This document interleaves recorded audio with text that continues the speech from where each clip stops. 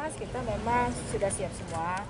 Kepala Dinas Kesehatan Kota Palembang Letizia menyampaikan pihaknya sudah mempersiapkan pelayanan untuk masyarakat Kota Palembang di saat musim hujan dan banjir di Kota Palembang. Letizia menyampaikan di saat musim penghujan masyarakat rentan terkena penyakit seperti diare, penyakit kulit dan juga bisa demam berdarah.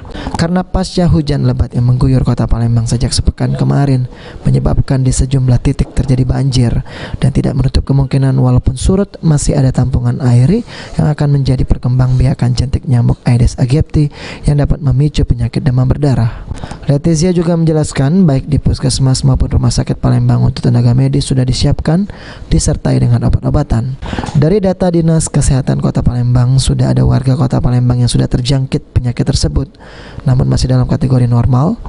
Biasanya prediksi dari Dinas Kesehatan jumlah pasien akan meningkat pada puncak musim hujan yakni di bulan Februari atau Maret. Siapan puskesmas kita memang sudah siap semua.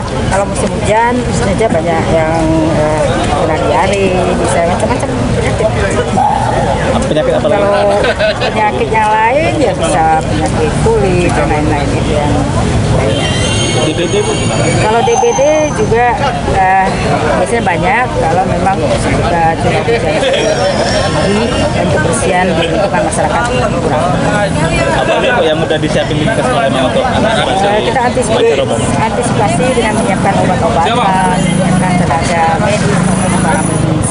Dan bila diperlukan juga kita sudah menyiapkan ambulan-ambulan di seluruh puskesmas. Misalnya ada banjir, kita ikut dengan OPD lain untuk menanggulangi. Ada posko-posko yang disiapkan.